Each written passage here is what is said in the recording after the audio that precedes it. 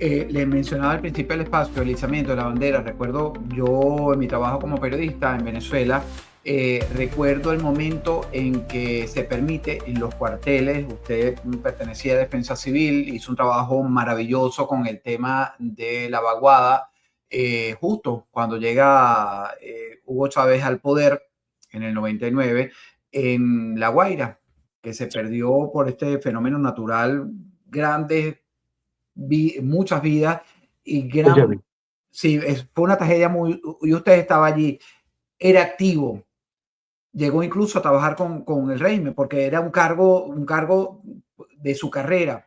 Ahora, vamos hacia atrás en esta película. ¿Desde qué momento descubre el general Antonio Rivero de la presencia cubana, no solo en el sector militar? Porque yo también, y debo hacer mención, fui un día a sacarme la cédula a mis hijos y en el lugar, en la ONIDEX o la DIEX se llamaba en aquella época, quienes controlaban las oficinas era personal cubano. Se puede decir que ellos, en resumen, también penetraron, integraron organismos de seguridad como el SEBIN, DIGESIN, que jugaron un rol importante en la represión política, esa que vivimos en 2014, 2017, 2019, donde desaparecieron, mataron gente, estudiantes, y ejercieron el control social dentro del país. Me refiero a esta injerencia cubana. total, absoluta, Alejandro. Yo la primera vez que vi los cubanos fue propiamente en Vargas, ¿no? Pero a raíz de eso se, se condicionó a las famosas misiones sociales, ¿no? Como te dije inicialmente, a través de la Fuerza Armada, Chávez le dio órdenes a Raúl Salazar de producir un cambio en la institución militar y que para ello se dirigiera a Cuba y que tratara de hacer la similitud de la usanza cubana. Yo tuve la oportunidad de ver los primeros informes estratégicos que negaban que esto pudiera ser posible, dadas las condiciones geográficas y de un país como una isla como Cuba y, por supuesto, y Venezuela como tal, un país continental, por decirte una, ¿no?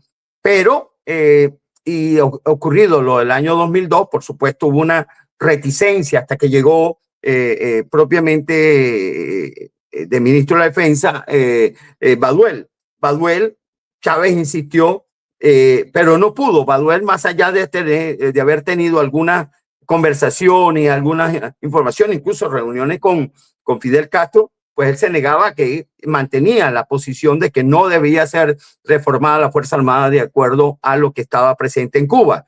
Y por supuesto lo que sí, lamentablemente para él, es haber aceptado y no haber rechazado de plano, el primer plano, el Patria Socialismo Muerte, que tuvo rechazo, que después se volcó continuamente contra eso en el año 2007, después que salió de baja.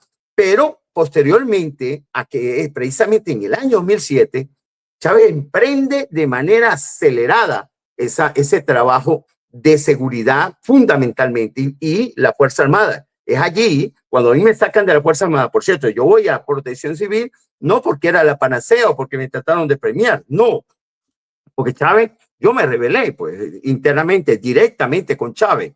Y yo le dije, yo he manifestado públicamente desde hace años esto, incluso cuando él estaba vivo. Y por supuesto, cuando me tocó comandar siendo teniente coronel, pues no se negó. Él dijo que yo no podía recibir un batallón porque si no me pudiera rebelar. Y más aún después de lo que pasó el 11 de abril. Entonces, yo me sacan a Protección Civil y me mandan, se confabulan y me tienen 5 años y medio en Protección Civil.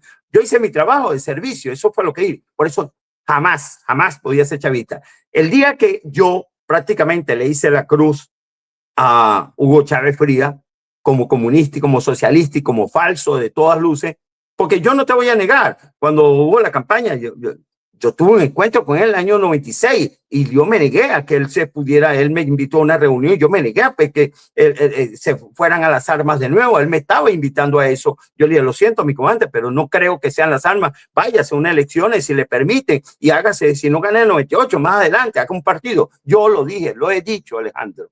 Y yo cuando llegó, bueno, dije, bueno, no habla de socialismo, no habla de comunismo, qué bueno, dije yo. Pero el año enero, febrero del año 2000, después de la vaguada, yo fui a ese curso de Estado Mayor Y Chávez fue de visita al curso de Estado Mayor. Y la primera palabra, que cuando reunió todo el curso de Estado Mayor en el teatro de la Escuela Superior del Ejército, lo primero que dijo, buenas tardes, camarada. Y yo dije, que se oyó entre compañeros, no soy camarada de nadie. Ahí me rayé. Ahí dije, ¿quién era? No soy camarada de nadie. No utilizo este término.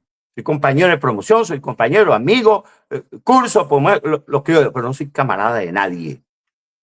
A partir de ahí, pues, mi persecución comenzó. Entonces, más adelante, pues, esto se comienza a trastocar de tal manera que termina con los acuerdos secretos en el 2008, que yo los descubro y veo la construcción de las fortificaciones.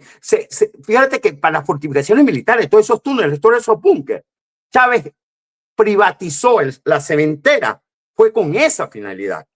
Imagínate, porque iban a Cuba, Mata Figueroa, Rangel Briceño, y los cubanos tienen túneles o búnkeres hasta 100 metros de profundidad, porque ellos lo hacen de acuerdo al tipo de armas, al tipo de bombas que puede lanzar los Estados Unidos. Y entonces ellos, basado en el cambio de doctrina, la guerra de resistencia y la invasión de los Estados Unidos que se corrió en el año 2007 en adelante, ahí comenzó toda esa transformación. Por supuesto, me regresan a la Fuerza Armada, yo me encuentro con esa afrenta, empiezo a rechazar, empiezo a descubrir todo eso y lamentablemente cuando me sacan de cargo y me dicen que yo era un flojo, imagínate a mí decirme flojo lo que tú conociste en Protección Civil.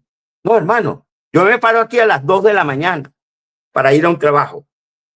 Por decir, decime flojo, Antonio Rivero. Bueno, es lo peor, es lo más mentiroso que puede decir. Bueno, lo cierto del caso, para terminar, a partir de ese momento, empecé a recibir información de los cubanos y enfrentar a los cubanos directamente para poder después, cuando me sacan del cargo a los 7 meses, que me saca es González López, por cierto.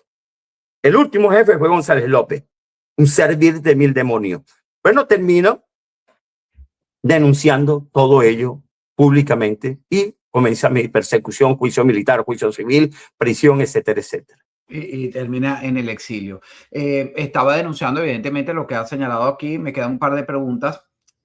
Insisto, denunciaba lo que era la penetración del castrismo en los cuarteles y todo lo que era el devenir de esta idea de tener un ejército y ser un mismo pueblo bajo el dominio de Cuba, del régimen cubano. Estamos viendo, general, el desmantelamiento después del 3 de enero de ese control cubano, o simplemente, yo sé que ya lo ha respondido, pero se lo vuelvo a preguntar frontalmente, o simplemente estamos viendo una reconfiguración del mismo sistema.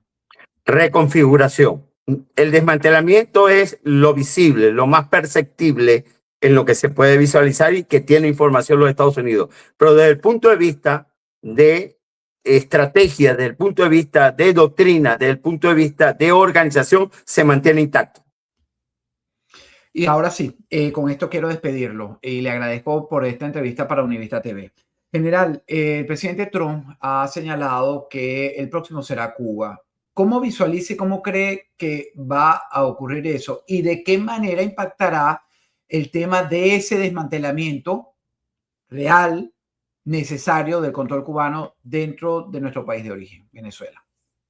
Mira, yo creo que como se visualiza y en lo que militarmente he podido tener alguna información y mis análisis en torno a ello, es que va a ser muy drástico, ¿no?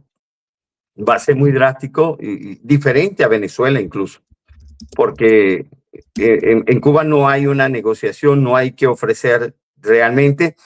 Y ciertamente Cuba significaría mucho para los Estados Unidos desde el punto de vista de una alianza por la cercanía y por todo lo que ha significado los cubanos durante tantos años al sur de la Florida, en el estado de la Florida, y ya pues propiamente como algunos políticos que han llegado a estos niveles, como se ha demostrado, por ejemplo, el caso de Marco Rubio.